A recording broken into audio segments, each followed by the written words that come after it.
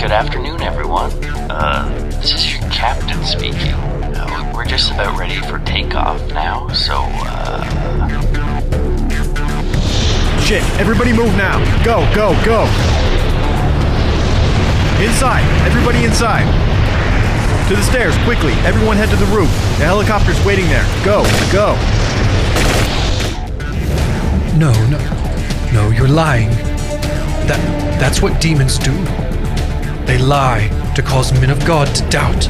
I'm not telling any lies now, Father. I can feel it in your soul that you know what I say is true.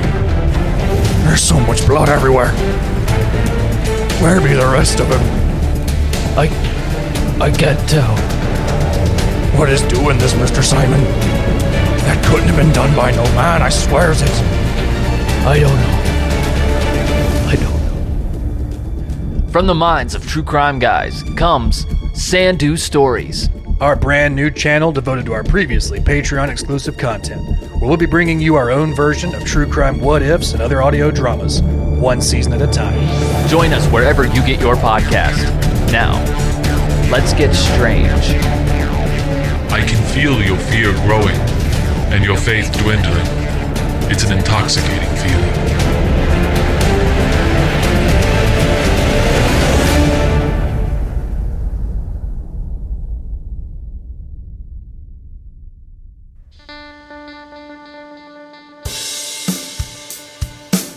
Hello and welcome back to True Crime Guys podcast.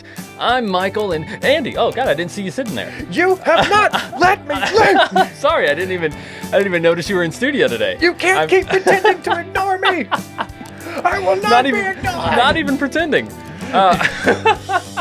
Kidding. Not even pretending. Not even Even kidding. completely tuned you out. Just completely tuned you out. No, glad you're here, Andy. As always, thank you, sir. I think you're doing a fabulous job filling the huge shoes of Lorne. I think actually I'm filling your shoes. Yeah, you are. Yeah, that's much easier. Yeah, I'm filling your shoes, and by the way, they're too small. Well, that's good. We have an abundance of Andy in the shoes that used to be mine. So there we go. Your shoes, your small little feet. I'm cramming in here. I'm busting out the ends. That's right. His toes are busting out the edge of my shoes right now on YouTube. If you guys want to subscribe, you can watch every single True Crime Guys episode on YouTube. Did you know that, Andy? Unfortunately, I'm not flexible enough to get my foot all the way up here to show them, so you have to take his word for it. That's right. Maybe we'll put up some pictures on social media or something. That's the OnlyFans too. Yeah, maybe on TikTok, right? Because we're on TikTok. TCG feet pics. Yeah, that's OnlyFans. That's OnlyFans. But you guys can follow us on TikTok and see some exclusive content on there. You can. By that, I mean Patreon exclusive content. Mm-hmm. Because we covered the Coors family last week. Yes, we did. Yes, and my daughter Melody, who runs our TikTok account, has already started putting up clips from that episode that, in my opinion, I thought were quite funny. I hope you like them. Your German accent was on point. On point? Yes, very nice. Yes, very I made nice. them all proud. Yeah, you certainly did, sir. So yes, guys, go give us a follow on TikTok. It's _True Crime Guys _ because somebody took True Crime Guys already and didn't do anything with it because, I don't know, because they're being a douche. I'm surprised we haven't gotten like an email one of these days be like, oh, so I hear you're on TikTok now. Exactly. Probably will. But also, guys, if you're watching on YouTube, check out these stickers. These custom-made, custom-drawn stickers, also by my daughter Melody. There's one here on my water bottle here, and also on Andy's laptop.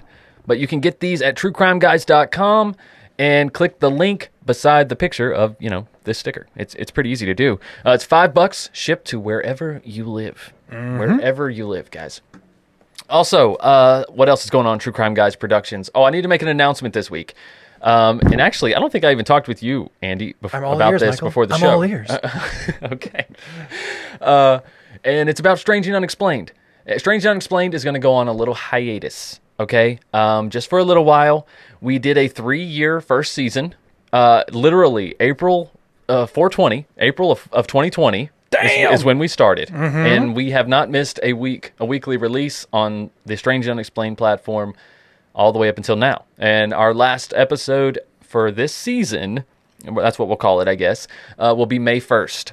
And that will be our episode on Shanquella Robinson. It is a local case to me. It's a case that I'm very passionate about. It just happened in October. It's very current, and it is extremely irritating, to say the least. It's a little bit, and I guess you've earned a bit of a vacation from Sandu proper. Yeah, and this might be a regular thing we do with Sandu proper. Maybe we'll just take summers off. Sandu is like school. I'll school you all year long, and then I'm going to take the summers off. Yeah, even teachers need a break. That's right. But you still have Sandu Stories every other Tuesday coming out on the free platforms. There will be 10 episode seasons for Sandu Stories. So once that 10th episode comes out, I'll probably put out another announcement episode letting everybody know what's going on. And then it will be, a few months in between before we start season 2 of Sandu Stories. Again, that's every other Tuesday, wherever you listen to podcasts. And guys, you can get access to every single thing we create, as always, at patreon.com/truecrimeguys. Speaking of Patreon, I want to thank Chelsea Richardson for a suggestion. This wasn't the third in a row, though, again. Right? Not third in a row, right? I really got to start vetting these better. You need a fucking spreadsheet. This is an operator error, isn't it? You need to get a spreadsheet going in here somewhere. Do you know how to use Excel still? I do not excel at that. God damn. So that was a dad joke. I'm fine with that. Yeah. Well, we're dads. You're going to have that. But yes, thank you, Chelsea, for yet another suggestion. We are showing extreme favoritism towards Chelsea. And also Kendra, who we did 2 cases back to back that were suggested by Kendra, both Colorado cases. Like I said, did you know that too? I didn't know that. So like I said, as long as they weren't third in a row, as long as we get that turkey, then we're not to put them on the payroll. Right. And I think Chelsea is Australian, if I'm not mistaken, and she has given us yet another Australian case. Yeah. You know what? There we go. Thank you. Thank you, then. Thank you very much. But fair warning, guys, that's about all the levity you're going to get from us in regards to this case. This is a very dark case. I want to give you a trigger warning against violence towards children. This case is what I like to call levity challenged. Okay, it's very difficult to find anything to kind of chuckle about in this case, and also I think it would be irresponsible and in bad taste in a lot of scenarios. So we are going to kind of go through this timeline. There will be a lot of discussion, but just be fair warned. This is not the bantering, lighthearted case that we sometimes bring you. This one's dark. Yeah, I have no lines in the actual script, so it's Andy doesn't even get to talk. Actually, he's 100% on levity duty, and we don't need him for this episode. No, you just get to watch my reactions. Just God, if they're on YouTube, exactly. Another reason to be on YouTube, so you can see Andy dancing and doing random shit while I'm trying to talk and concentrate. Just gonna try to super emote. Yeah, face. You're always super emoting, going. Andy.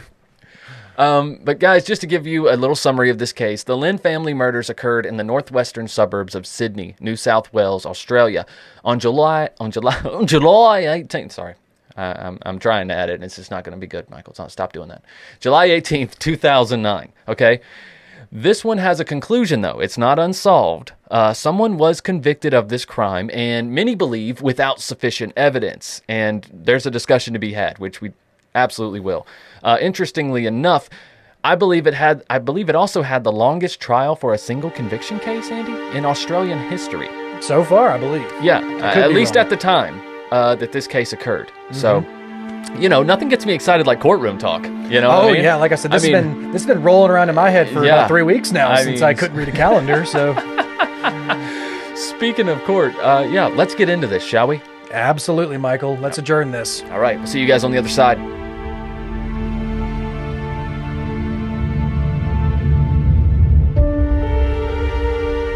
Do you know anything about the murders of Lin and his family?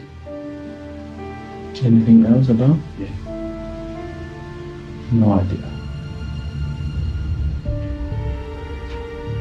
Have you got any idea who may have been responsible for the murders? I don't know. Have you thought about who may have been responsible? No. Do you have any idea why someone would have done this to Lin and his family? No. No idea.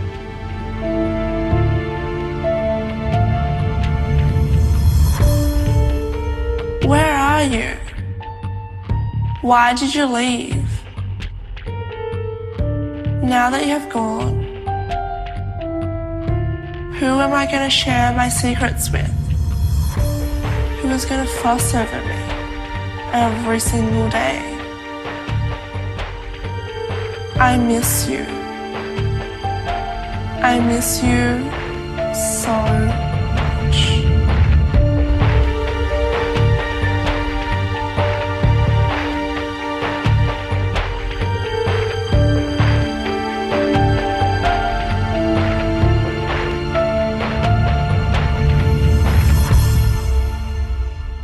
Well, this one is called The Lin Family Murders, so let's meet the Lins. I think that's a great place to start. Let's just go chronologic, because this whole case is interesting enough.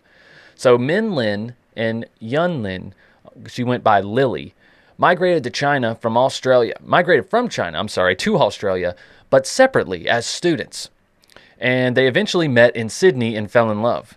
And they, like so many immigrants, hoped to make a better future for their children by doing whatever they had to make their life better here in this new country. And they did pretty well for themselves. Though the Lins worked long hours, they grew their news agency business, which is basically like a newsstand magazine, I guess. Yeah, they basically business, ran right? like a local paper almost. Yes, basically like a local paper. News agency business in North Epping. And they made quite a success, honestly, with the business raking in nearly $1 million per year, dude. And they also had other commercial properties that worked as like passive income as well. Exactly, yeah. Like they were very smart with their money. And the Lins loved their home in Australia and in turn were well loved by their community. To say the Lins were a tight-knit family would be an extreme understatement. In the Lin household, there was also Lily's sister, Irene, who helped out with her nephews and niece. The eldest of which was 15-year-old Brenda, followed by 12-year-old Henry and 9-year-old Terry. That's good spacing. That's good spacing for kids. You know what I'm saying? Like, I feel like if 3 years apart, your kids are going to be close. Yeah, I feel like you timed that really well. It's like we got 3 years. We got 3 years to get this first kid on track. And by that time, we got to get the second one out. Right. We got a 3-year gap. We got to get that third one out. Right. And it's not like they're not too close to where they're going to be like rivals in literally everything they do, but they're not so far that they can't relate. Yeah, my brother and I are 5 years apart, so we had like that. We had a little bit of time when we were young children. Yeah. Then it's like teenagers, you hit that You separation. start drifting pretty quick. Like 15 and 10. Yeah, because then that's like real separation of ages, and then it's like that. Then once you become adults again, like then you'll be like, oh yeah, now we both pay taxes, so let's talk. Yeah, exactly. Well, Brenda and her brothers, Henry and Terry, they were super close. They did all kinds of things together. They would read the same books. They would discuss them. They would have family game nights. And the family had a lot in common, really. And they shared and supported each other's interests. So it naturally made them that much closer.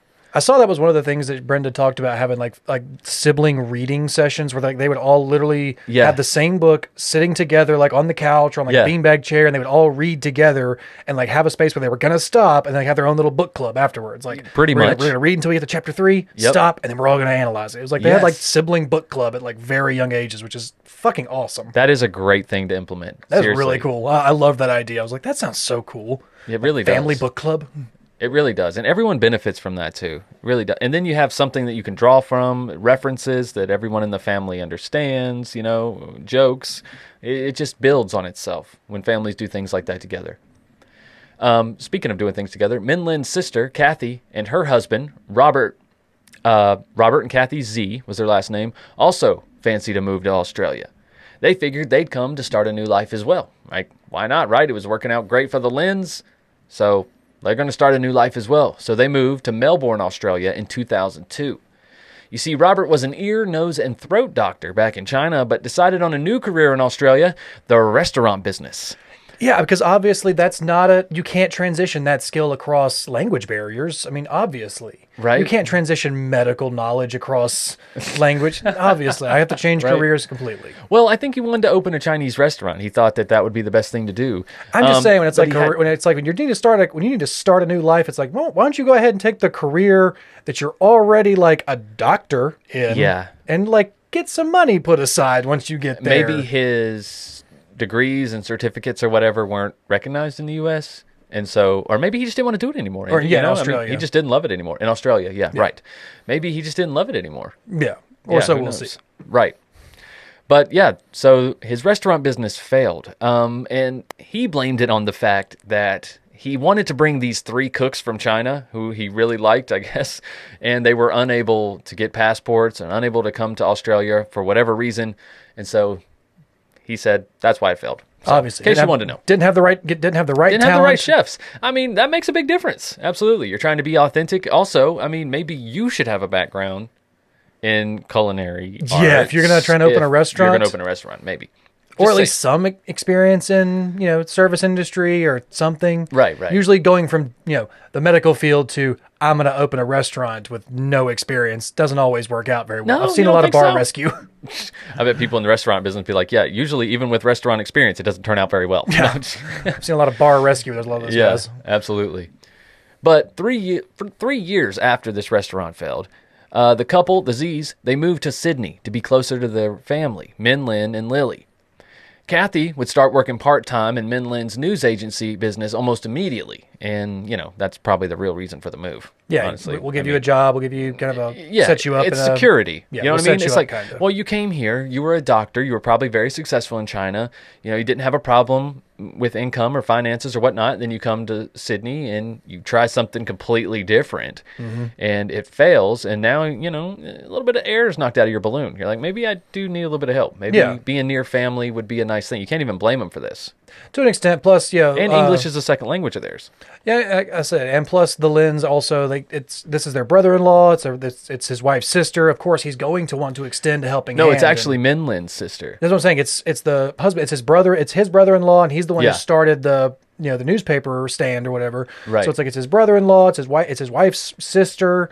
So it's like, of course, they have a very close-knit family. They're going to want to bring them in and try and help them as much as they can. So it all makes sense leading up to all this stuff. Right. Hey, creepers. We got to take a tiny little break, but it's for a really good reason, okay? It's to tell you guys about another podcast that we absolutely love. A podcast cut from the same cloth, or what have you. But it's Killer Queens. Okay, guys, if you haven't heard of Killer Queens, they're an amazing podcast. It's very similar format to what we do here at True Crime Guys. Tyrella and Tori, they dissect all types of crimes, serial killers, one-off, strange cases, just like we do here in True Crime Guys. All the witty banter, 90s references, southern sass, and so much more, guys. Killer Queens, they're one of the best in the biz. If you don't believe me, check out their promo. Hey y'all, I'm Torella. And I'm Tori. And we are sisters and host of Killer Queens, a true crime podcast. Now, we could tell you about our show, but in the words of LeVar Burton, don't take our word for it. Here is an actual listener's description of the show. Okay, she says, think Cher Horowitz meets Dolly Parton, create a love child. Then that person meets Bill Curtis, our one and only, and 2 random girls are the product of that. That's Torella and Tori, sisters and hosts. Smart, weird, pretty, blonde, hilarious, southern, and just really okay with being themselves, even when it is weird. Oh, and it's weird. It's real weird. It made me realize they became their role models without even meaning to. Oh my gosh.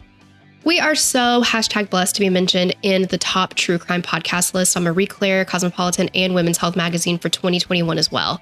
The Women's Health magazine review concludes with, each episode contains a healthy dose of comedy and 90s references. What more could you ask for? New episodes release every Monday beginning in 2022 and are available on your favorite podcast app right now. Be sure to search for and subscribe to Killer Queens, a true crime podcast on Apple Podcasts, Spotify, iHeartRadio, or wherever you listen. But no pressure. We're not your real mom, and we never will be. Bye. Bye.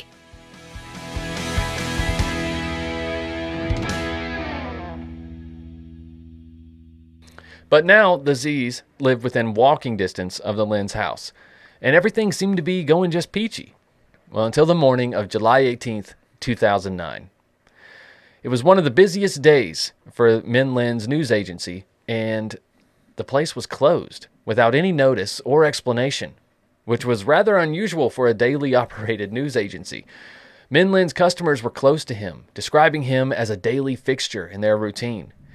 And even though English was not Min Lin's first language, he was friendly with his customers, and it was one of these close customers that knew something was seriously wrong. So they called Min Lin's sister, Kathy, who now works at the newsstand with him, as we mentioned, to get the scoop on what's going on. Now, she too found it odd that her brother was missing work. Was one of the kids sick? She speculated possibly Min himself was sick. But her questions were answered in brutal fashion when she and her husband arrived at the Lin's home and realized that the front door was left unlocked. They pushed the door open and stepped inside. I mean, calling out to the family, calling out everyone's name, not getting any response. So they start to head up the stairs. And in the master bedroom, they could tell that someone was lying in bed. And upon further inspection, they realized that they had been bludgeoned very badly, with blood splatter covering the ceiling, wall, floor, and furniture. And even though the bloodied face was hard to decipher, Kathy knew that it was her sister-in-law, Lily. And again, like I said, like the customers start showing up in the morning. There's no sign on the door. There's no notice that says we should be closed. And immediately, this is he's built such a relationship. They call out, they call his sister or his wife's sister. She starts calling the family. No one's answering. Right. So they've called the husband, or they've called Min Lin. They've called his wife. They've called the house. No one's answering. And so, like I said, Michael, they're walking distance. So yeah, what are they going to do? They're just going to walk on over there. Absolutely. All this is making sense so far. Yeah, absolutely. So after checking Min and Lily's room, they then checked Irene's room. And noticing the blood on the doorknob, they opened the room to find her bludgeoned beyond recognition as well. And as for young Terry and young Henry, both 12 and 9, they too suffered the same fate. But where was Min? Scared to death and nearly having a panic attack, Kathy dials 000, which is Australia's emergency service. Hello, I need an ambulance to 55A Boundary Road. What suburb? What suburb? North. Epping North. North. Just let me find it here. What corner street's closest? Close.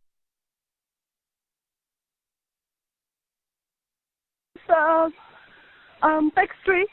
Close to? Epping North Oval Park.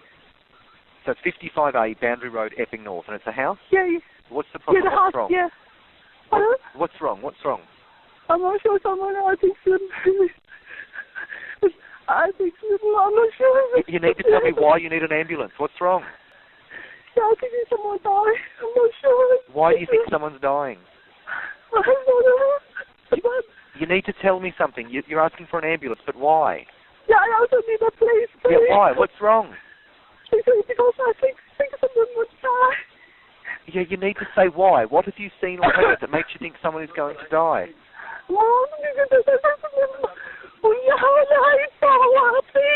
What is wrong? Don't scream. Just answer my question. What's wrong? Can I talk to someone else? Is there anyone else there?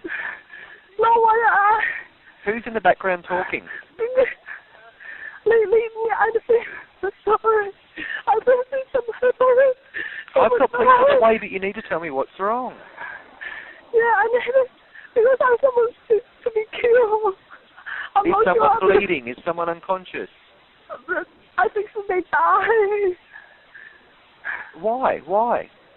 I'm not sure, but maybe someone killed my brother's family. No. Why do you think that?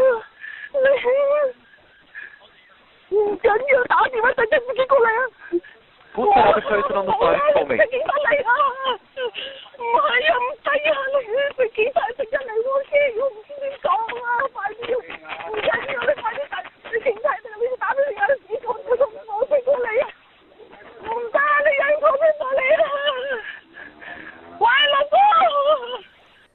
Yeah, so it's pretty difficult to listen to, and it's pretty difficult to decipher what's going on. There was a couple times she said, someone's killed my brother's family, and at the end, she was actually speaking Cantonese to Robert, and basically what she was pleading with him was, she was like, "Don't leave me here. I'm more afraid than you are. Don't leave me here." Yeah. That's the basic gist of it, from what I can tell. And it's been translated by multiple people at this point, but yeah, the audio quality it's not perfect audio quality, but you also have to remember this is not her first language. She is having a devastatingly traumatic experience of seeing that. She is in shock and trying to translate all of this in her head first. Exactly. To explain to the like the 911 worker. Like that's it's hard to do that. So it's harder than it sounds. Yeah, it's not an easy thing to translate all that in your head first. Right. And then yell it out. And if you're wondering why Robert was leaving her there in the first place, is that he was convinced that he needed to go get Min Lin's parents, which is also his wife's parents. So his in-laws, pretty much. He wanted to go and pick them up and bring them here. I guess to see what had happened. That was his excuse. He wanted to get out of the house, though. That's for sure. But he was going to leave his wife, Kathy, there on the phone waiting for authorities. And she was basically telling him, no, you're not. No, the fuck why you're would not. Why are you leaving? You are not leaving. So the first immediate suspect was Min Lin. Because like I said, he has not been spotted. He was the only one missing. And the theory was that maybe he had beaten his family to death and fled. But it was Kathy who pointed out the possibility that Min Lin might be under a doona, which is Australian for quilt. In case you didn't know that, Andy. I did not know that either. I was like, a doona? What is a doona? But yes, it's just a quilt. And he was under that doona. He had been beaten so badly that he was unrecognizable, just like everyone else in his family.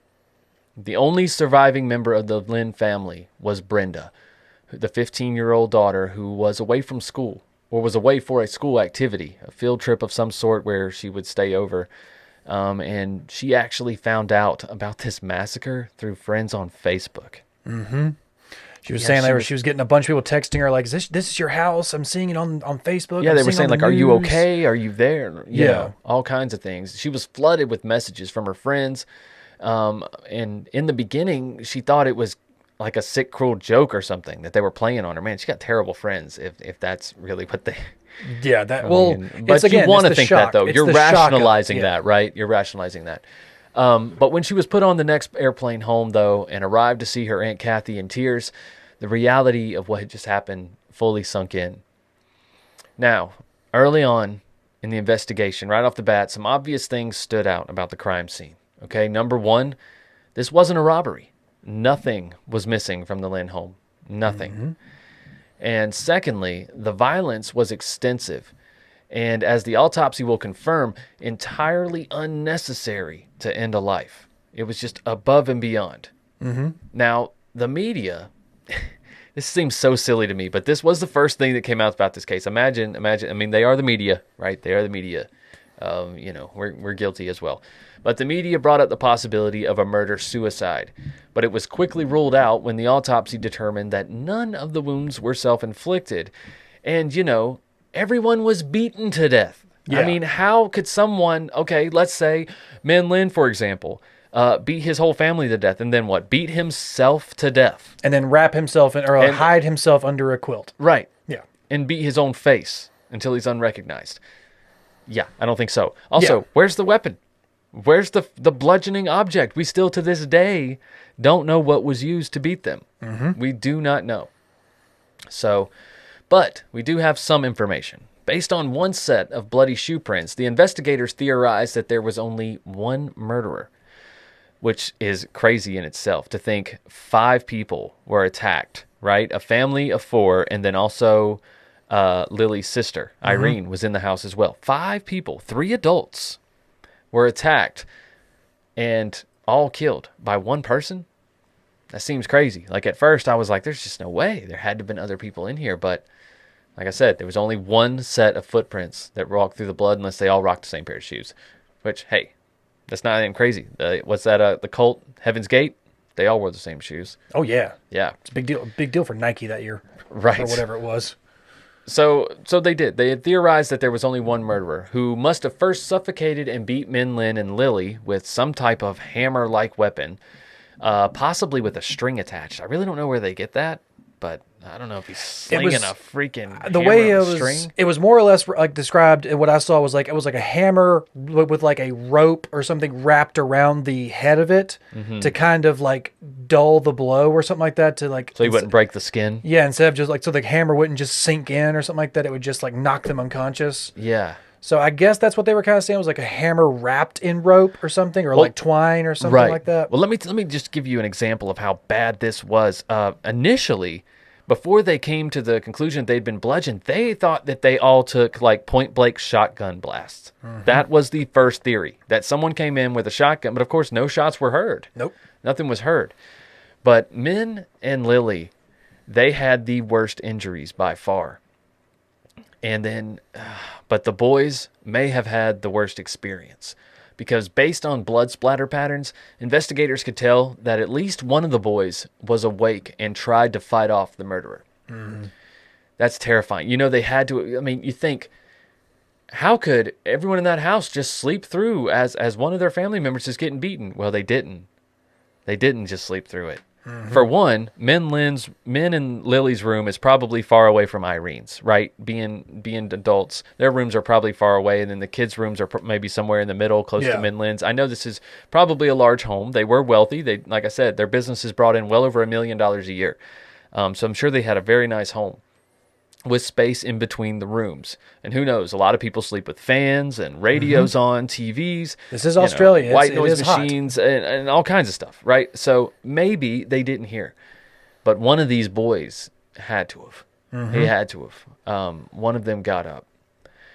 They also put the murder at the time somewhere between 2 a.m. and 5:30 a.m. Because at that time, the electricity to the house was cut off. And you also have to remember that Min Lin would normally go to be at his newsstand. He would be getting up around this time to go be at the newsstand, usually by around 5:30, 6 o'clock. Like, you know, what's the baker's shift kind of deal that they talk about? Yeah. It's like that's when newsstands start getting their stuff together. And, it's kind of the same deal. Absolutely.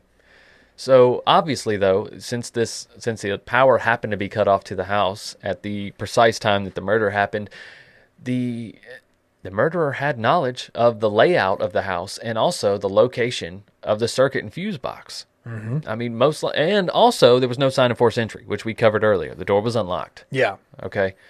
The murderer also appeared to have a key to the house, like I said, and seemingly knew Brenda's schedule as well. For her doorknob was the only one left untouched. I mean, not even touched, not even opened. There wasn't even a smear of blood near her bedroom door.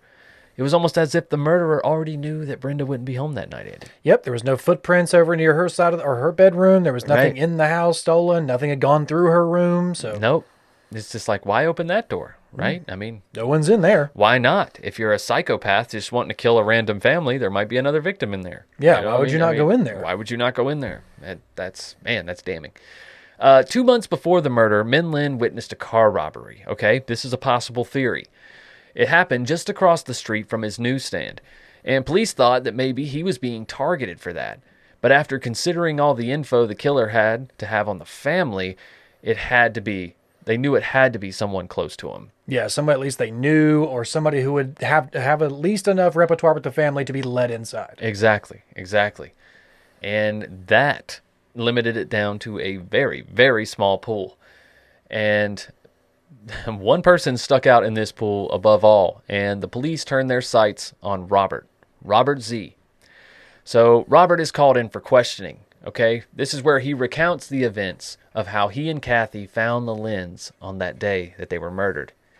He chooses to speak in his native language of Cantonese instead of English because he feels more comfortable and doesn't want to say something...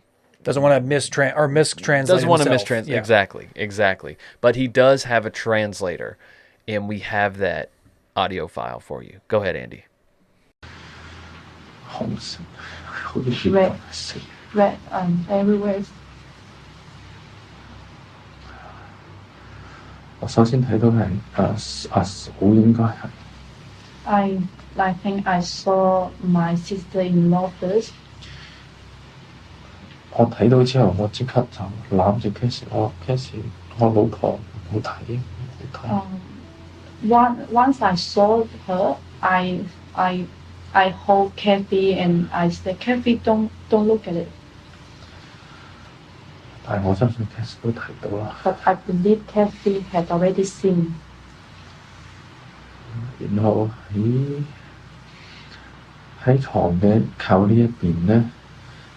應該係一團，我認為係佢歌嚟嘅。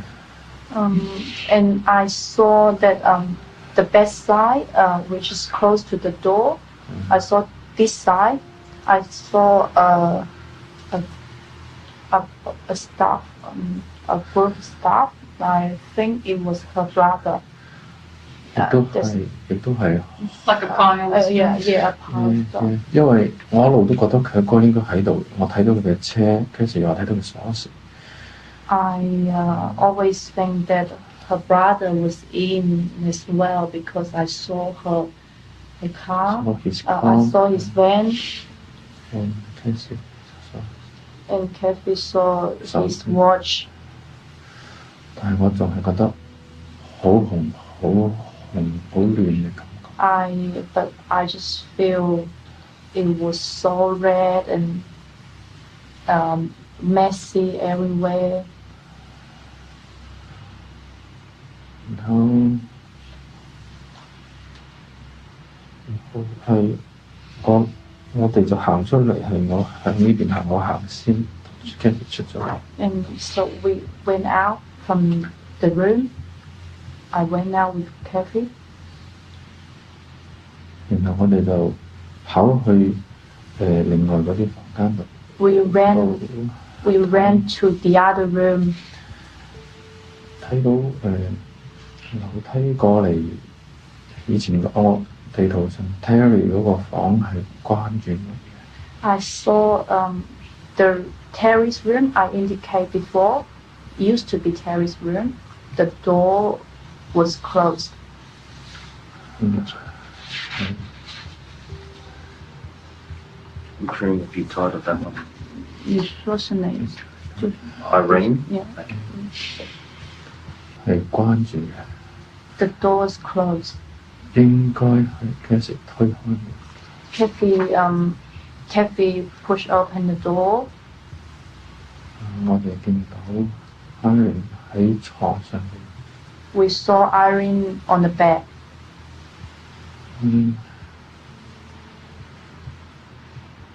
亦都係周圍都好多血，好紅。Also a lot of blood around, very red.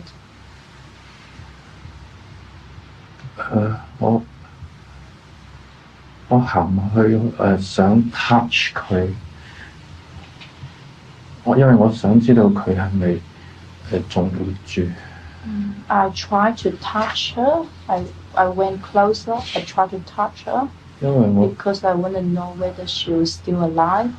因為我覺得佢當時我睇到佢唔係完全平攤喺床上。Because when I saw her, she was not just lie down on the bed flatly.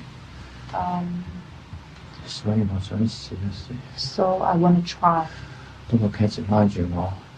But Kathy hold me back. 所以我好可能係冇掂到佢。So I think I did not actually touch her.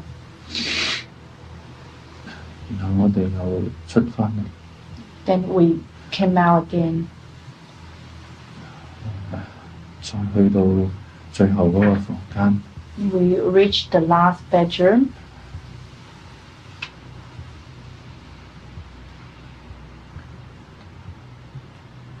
就係地圖上亨利嗰個房間。There's Henry's bedroom I indicated on the map. 嗰個門好似未完全關晒。The door was half closed. 唔係好 sure. I'm not sure. 然後我哋入咗去睇。We entered the room. 同樣都係一眼睇到係兩個細路仔喺地下度。We can see both children were lying on the floor. 亦都係覺得好多血，好紅。Also feel very red and blood all around. 好亂嘅感覺。Messy.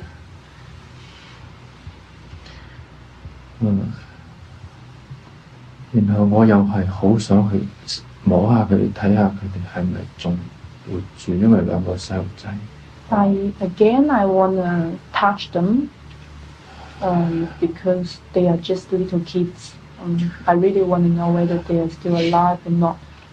我記得我係伸右手去嘗試去掂佢哋。I remember I tried to reach them by my right hand. 我真係唔好記得。But I can't remember. 然後應該係嘅拉住我走，我哋要走啦。Kathy held me back and she 一路叫好驚咁一路大聲叫。She kept yelling, "Let's go, let's go!" She was so frightening. 當然我都好 I was afraid as well. So yeah, during the entire interrogation, Robert is pretty much like that. He's pretty chill. Like you heard, until he starts talking about the boys, and he does kind of start to tear up there a little bit, you know, and he talks about how he wanted to reach out and touch them, but he knew he couldn't because he wanted to see if they were still alive. Yeah, like right here, you have to feel for him. It's like he could be, some people might say, well, he was acting suspicious from the first interrogation. And I'm like, I don't really see that in the first interrogation. He seems like someone who's in shock and is still processing what he saw, what he's going through at this time. And he's relaying the information as calmly and as clearly as he can. Yeah, when you watch the video of it, though, you can see, he, like Michael said, he does not show much outward emotion. His hands are kind of in his lap most of the time. His head's pretty much down. He's just, it's very much like he is just reliving it in his head. Like he's not, being animate. He's not explaining or trying to do it. He's just very somber the whole time. So right. And him and Kathy, they kind of had to pick themselves up, right? Because young Brenda had nowhere else to go at this time. So they had to take her in. And they tried their best to fill their parents' shoes. They took her to school and they made her lunches. Brenda even said herself that Robert and Kathy were the next best thing to her irreplaceable parents. And maybe Robert and Kathy just wanted to help out. Or maybe there's a more sinister motive behind this. Mm-hmm. You see, Brenda was the sole survivor of her family, so she was passed down everything, including her family's estate and fortune. But she was just 15 years old, right? So a power of attorney was given to her legal guardian, who happens to be Robert Z. Mm-hmm. And with that, Robert went to work and evicted Brenda's grandparents, who lived in a house that was originally purchased by Min Lin. And Min Lin's news agency was also taken over by Robert and Kathy. Now you may wonder, why did he evict the grandparents, right? Because those grandparents are also his in-laws. That's his wife's parents as well. And some people speculate that he did this in order to limit Brenda's options on places to live, because he wanted Brenda to live with them. Mm-hmm. And more on that soon. And he did take over the newspaper agency. He did take over that pretty quickly. Like that was back up and running within a matter of days. Like, right. That was. And to be fair, though, when he did open it and everything was operating, it was almost like the whole place was almost like in memorial of the Lins. Mm-hmm. Honestly, like everything you seen Min Lin's face everywhere, their lives were being celebrated through the news agency at this point when Robert and Kathy took over. But still, even with all these, with him looking innocent, acting the part or whatever he was doing at this time, Robert and, possibly even Kathy, one of the craziest things is he's still a suspect. Not only is he a suspect, he is the number one suspect at this time. And they still, authorities, being they, still allow Brenda to stay in the same house as Robert. I mean, he's the main murder suspect. Like, I just don't get it. They claim to have determined that Brenda was not in harm's way. But it's like, she's not in harm's way, but you still believe he's a murderer, right? It seems like it to me, because he's your only suspect. He seems like he's the only one who has actually gained anything from this. There was, like I said, there was no murder. Like you said, there was nothing stolen. There was no obvious motive behind all this, and he's the only one who seems like he has like financially gained anything. Like he gained a lot. Yeah, I mean, you got to statusly or like he just came off a failing restaurant business, and probably with his wife Kathy working for the newsstand or the news agency, she was supporting them probably at this time. And so he gained everything. Yeah, pretty much. I mean, he gained everything. But even more credence to the fact that the authorities still thought that he could possibly be a murderer is because at this time they decide to place hidden cameras all over Robert's home. And they get some interesting footage, to say the least. This kind of stuff, I'm always interested. I couldn't find exactly how they got these cameras in there, but I'm always interested at that, right? Yeah, because it does seem like a bit like, don't you need like a warrant to do this? And it's like, if you really think he is a dangerous murderer, right? But you're gonna let the surviving member of the family live with him. It's like it's some weird logic I guess they put themselves through, but yeah, it's a weird little loophole I guess they found. Absolutely. But either way, they got some cameras in his house, okay? And on May 7th, 2010, Robert was recorded on one of these cameras cutting and flushing a shoebox down the toilet. And Kathy, his wife, is sitting right next to him watching. Neither one of them are talking.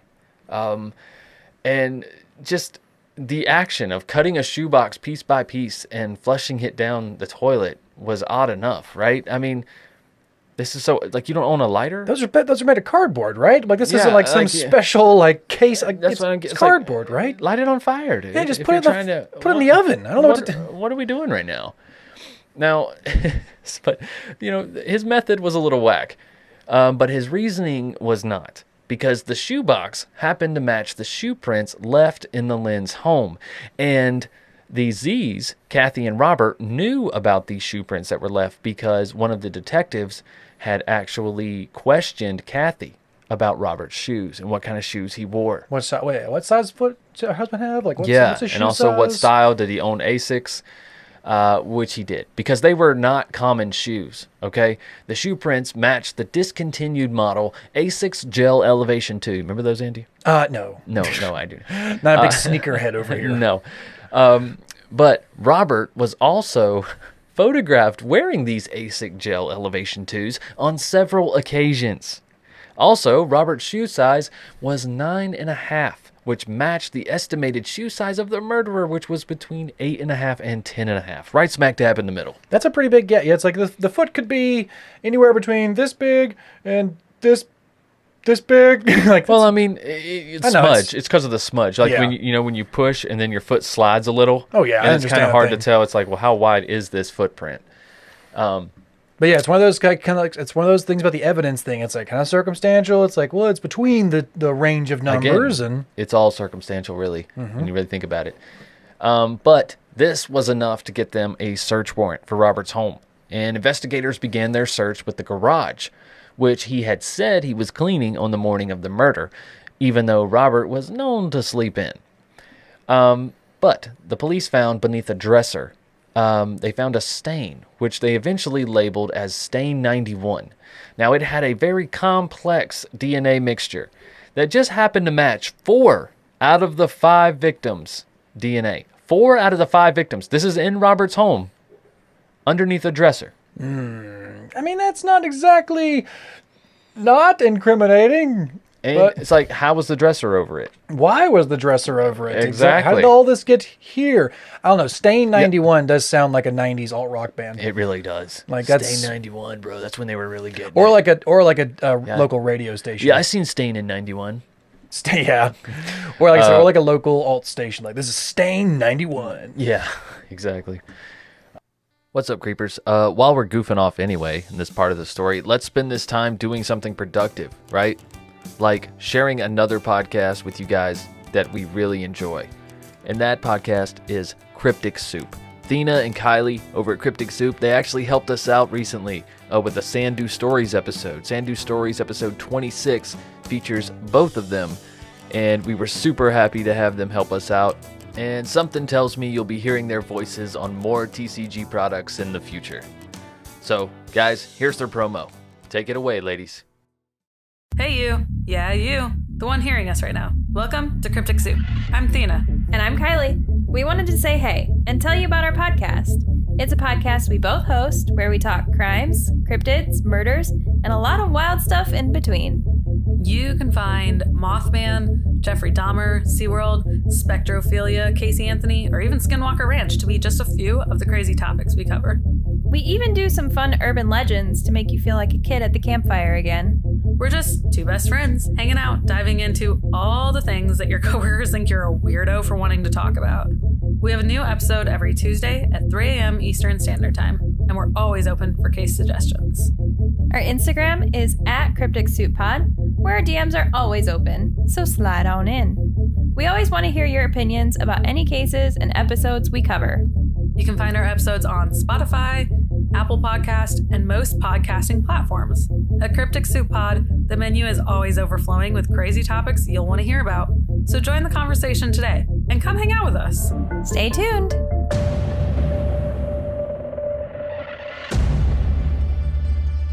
But this stain 91 also matched another stain, which happened to be on one of the victims' mattresses. So, yeah, pretty damning. Brenda, though, initially believed that her Uncle Robert was wrongly accused. And other people in Brenda's life, they weren't so sure. Brenda's principal, for one, who apparently is an amazing principal. She was featured in one of the documentaries that we watched. There's a link below the description of this episode, but she was super involved in her students' lives and really was there for Brenda after this. Yeah, they actually apparently have like a good education system down there. It's weird. Yeah, I know, right? But the principal, worried about Brenda, decided, she reached out to her and was like, let me have lunch. I'd like to have lunch with you and your aunt and uncle. But it ended up just being Brenda and her Uncle Robert. And the principal stated that she was alarmed over Robert's behavior with Brenda. She says that he was physically too close and seemed to be pushing his opinions onto Brenda. And the principal later stated that she felt like she just had lunch with a murderer. That is a bold statement. That's a pretty confident statement to have too. I heard her also saying that not only was he like pushing kind of too close to her, but he was also like screaming at her at one point, like not at the table, but like away before if they walked away after they left or before they were coming up. Like she saw him like getting in her face and screaming at Brenda. Yeah, and she was like, "That's a bit worrisome." Yeah. Absolutely, especially at this point in her life. And, like, you're not her father. You're not even a grandfather. Like, yeah. You know what I'm saying? I don't know. And you adopted her when she's already 15 years old. Yeah. Like, she's almost an adult already. They have been living near each other for, like, the last 7 years. So, oh, yeah. She's been with these people almost her entire life already. But half of it. Yeah, it's like either way, you adopted her when she's already almost legally an adult. Like, she is 15 years old. She is going, she was already on, like, a overnight cross-country high school trip. It's a pretty big deal already. So yeah, exactly. But with all this, seeming evidence, I'm using quotes here, against Robert, it took 2 years before investigators finally arrested him for the first time. This was a lengthy process. But while in prison, they were actually able to get an inmate to snitch on Robert. The inmate was known as Witness A, and he said that Robert admitted to purchasing a hammer from a $2 store. And not a $2 store, but a $2 store, right? Yeah. Not like a dollar store. It's going up. Inflation. Man. Inflation's a bitch, man. Inflation is a bitch. Even the Dollar Tree is $1.25. It's crazy. The dollar store. But this $2 store had no surveillance camera, and Robert was aware of that, apparently. And he made that clear to the inmate. And then he says that he was able to easily subdue his victims by using martial arts, where then he allegedly demonstrated the pressure points on the neck to this Witness A. And he claims to have sedated his wife, Kathy, so that he could sneak out of the house that night and her not be an accessory. Yeah. Oh, that's... this man doesn't look like Bruce Lee to me. He doesn't seem like It doesn't, but that does match what happened. The evidence does support that story, as crazy as it is. And it's probably exaggerated as well, as one would most likely do in prison. You're trying to talk big, you know what I mean? You're trying to talk a big game. You don't want to be a bitch. But we also have to mention that this Witness A did get a substantial reduction in jail time for this. And like I said, and bragging about martial arts, it's like pressure points, it just sounds like something you would do in prison, honestly. But I don't know, but why do it though? You're claiming your innocence to everyone. Or maybe this Witness A made this shit up too, because it doesn't take a brainiac to make this shit up. Yeah, exactly. Right? I don't know. It seems like a $2 store with no surveillance camera. It seems very dumb. Like anybody whenever there's like an inmate snitching on somebody else, it's like if you're in prison It's like, why would you talk to anybody? Why would you confess to anybody? Especially if you are maintaining your innocence. Yeah, or it's like, even if, it's like, if you have a possibility of anything, why would you confess to anybody in prison? Like, it doesn't matter. Like, you don't think there's microphones everywhere. It's just like a weird thing to be like, listen, I know we just met, cell buddy, but yeah, I think I can trust you. You never can. You never can. You never can. You absolutely never can. Don't do it, peeps. But the next year, 2012, Robert was to stand trial for the mass murder of the Lin family. Kathy stood firmly next to her husband, always believing he was innocent. And like I said, Robert always claimed that he was innocent as well. In his first trial in 2013, this is 4 years after the murder happened, Robert pleaded, you guessed it, not guilty. But some other demons of Robert's decided to rear their ugly heads. Like when Brenda revealed that she suffered sexual assault from her uncle before the murder, becoming more frequent after the murder. You know, while she was living with him. Well, that became oddly convenient for him, didn't it? It did. It did.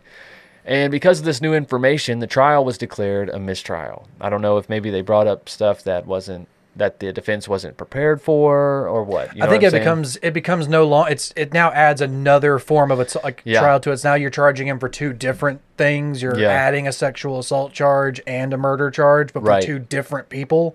So it's they had to kind of mistrial it and then bring them all together to do another one. Right.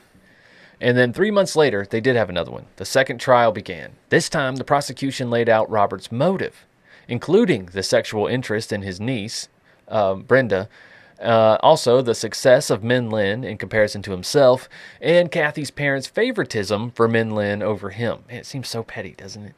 But lucky for Robert, I guess, the judge fell ill, and the trial was postponed to February 2015, with a new judge taking over by that point.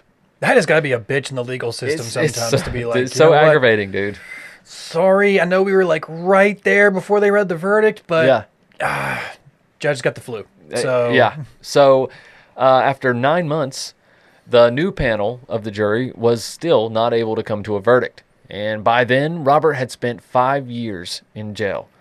He was released on bail with strict restrictions and set to a retrial in 2016. This is it's dragging out ridiculous. So after almost 8 years, in February of 2017, Robert Z was found guilty, finally, on 5 counts of murder. He was sentenced to life in prison without the possibility of parole. And like I said, still to this day, Robert still maintains his innocence. Now, in the interview with 7 News, Brenda recalled her last memory of her father. It was the day Min Lin drove Brenda to the airport at 4 a.m. for her school field trip.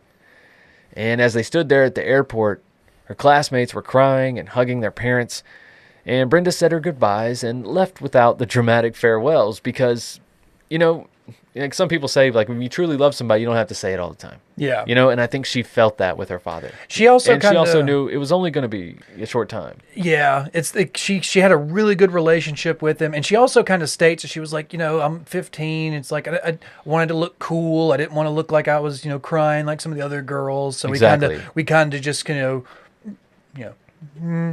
you, kind of. Head nod kind of deal, right. Trying to look cool and not wanting to be all sappy in front of her friends, which is that's a very teenage thing. And she openly says that she's like, I was a teenager. I wanted to look cool. And I actually have a quote from her here. She says, "To this day, my biggest regret was not hugging my father and telling him I loved him, to say thank you for being an amazingly loving and caring parent." And that's how we'll end this.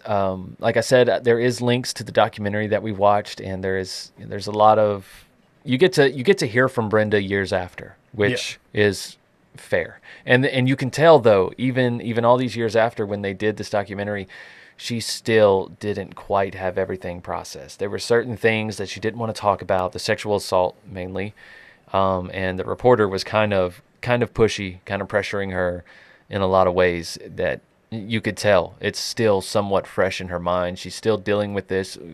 She might be 20. She's in her 20s now, yeah.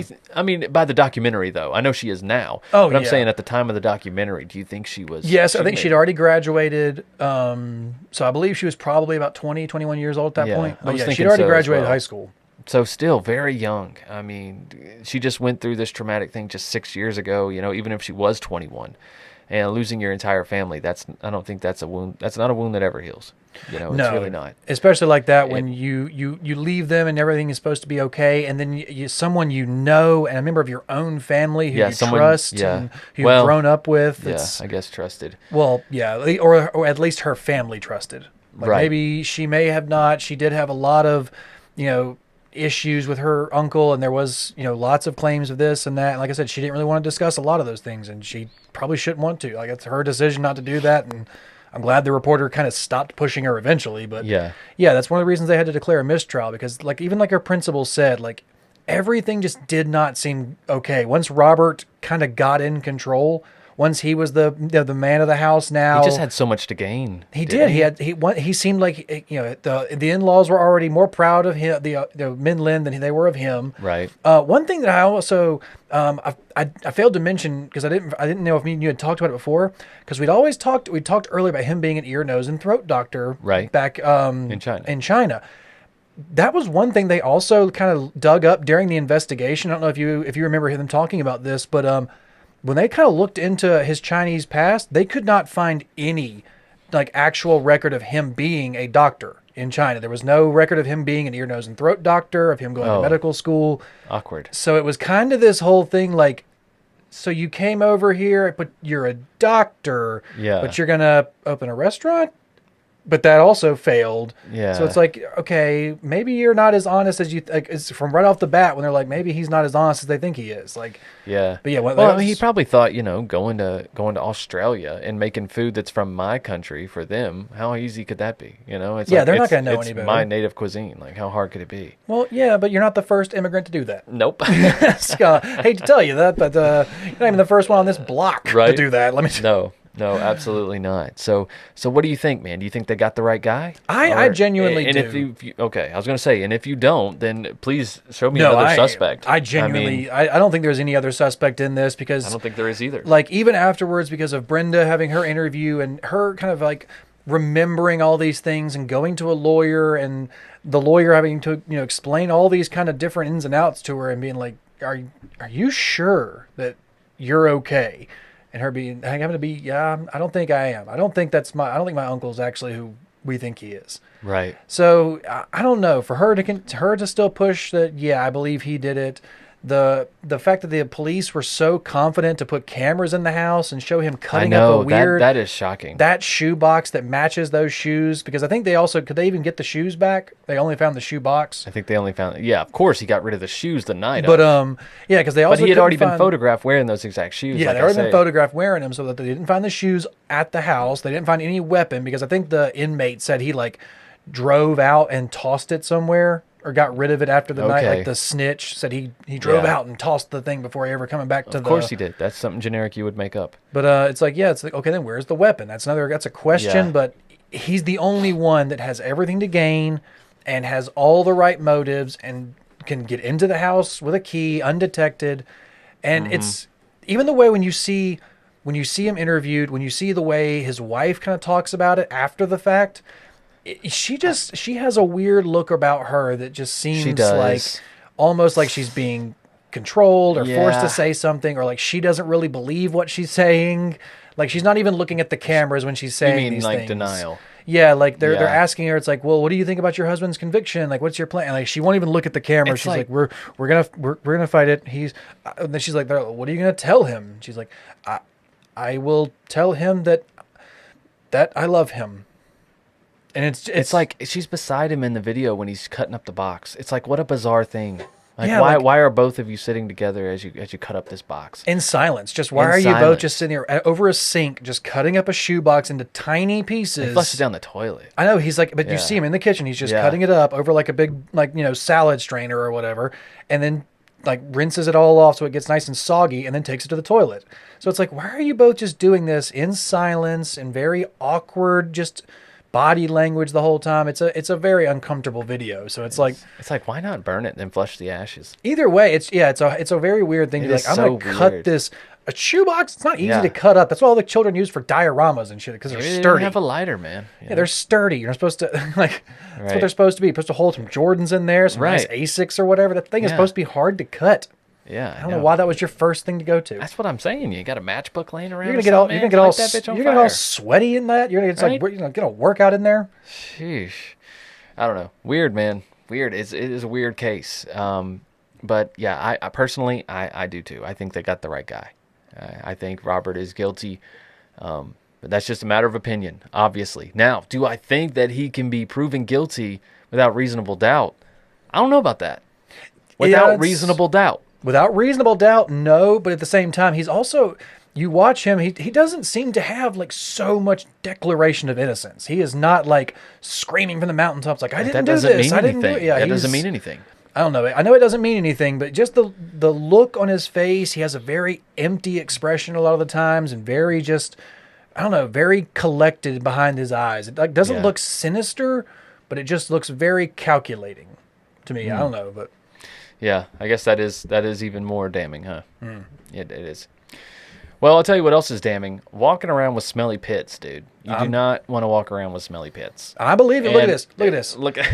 But it's a good thing you got some Oh My Gaia, though. I know. Smells great, but you can't stop. You can't stop this in the South, man. It is moist you shouldn't out stop here. it. It is damp out here in the South. You walk outside, you're just wet. You're just wet. Doesn't matter. But it's you know fine, what? though. Don't clog your pores. Smells amazing.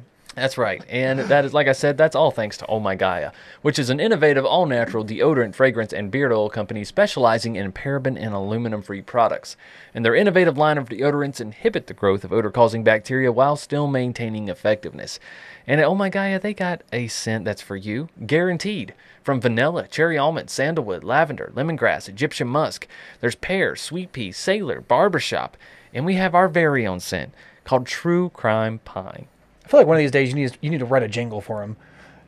I think I did before, actually. It's like vanilla, cherry, almond, sandalwood, I've definitely lavender, written musk. an Oh My Gaia jingle before. Maybe Wendy wasn't a fan, and so I didn't do it again. I'm really not sure. But there's an episode. If you guys remember it, if anybody remembers it, please let me know. But I'm pretty sure I definitely did an Oh My Gaia jingle. I definitely did.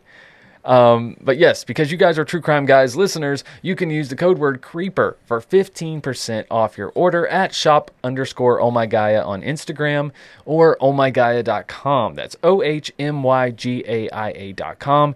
And guys, use code word CREEPER for 15% off. Yeah, creepers. That's right. You can also use code word CREEPER for tonic CBD. That's right, Michael. And I will tell you all about that right now, my Please creepers. Because at Tonic CBD, it is true that not all CBD products are created equal, from how the hemp is grown and processed to how it's formulated and how it's delivered into your sweet bodies. That's why Tonic's products really stand out with original formulas using CBD, adaptogens, herbs, and superfoods, and has been working to deliver the most effective and intentional and sustainable products possible.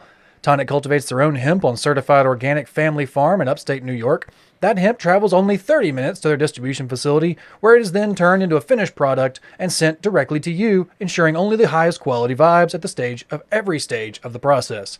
With values rooted in quality, integrity, and sustainability, Tonic is committed to creating plant-based wellness products that are good for you, the people, and good for our planet. That's right. So guys, if you're interested, please visit tonicvibes.com to learn more and use code word CREEPER for 20% off your first order. Again, that is tonicvibes.com to learn more and use code word CREEPER to get 20% off your first order and start vibing with us. That's right, guys. And best way to vibe with us, honestly, is Patreon. Patreon.com/truecrimeguys, and you can get in on all of the vibing that we be doing. That's where all the vibes are. That is where all the vibes are. The Patreon vibes. Patreon.com/truecrimeguys. There's a link right below the description of this episode. And right now, you lucky dogs, we are running a 1 free week free trial. One, you know what I mean. 1 week free trial. Free 7 days. 7 days, and you can listen to everything on the $2 tier for free, which is 70 plus Patreon exclusive episodes, including the one we did last week on the Coors family, crazy family, and as well as 50 Vault episodes from TCG. We'll be adding new episodes to the Vault here coming pretty soon, Andy. Pretty soon. We're going to have to put some more in the old vault. I don't even think you can get through them all in 1 week, so... I don't think so. It's a challenge. Good luck. Good luck. But at the $5 tier, if you guys like what you're hearing, you can jump up and you get like 100 episodes of just the banter, which me and Andy have now moved to a monthly show with a live Q&A, though. First Thursday of every month. Actually, this coming May, we will be May 5th, correct? Yeah, on the Friday. That'll be Friday, because May the 4th is a holiday for Andy because he's a Star Wars nerd. May the 4th will not be with you, Michael. No, it won't. But May the 5th, we will be with you on our live Q&A only on Patreon, okay?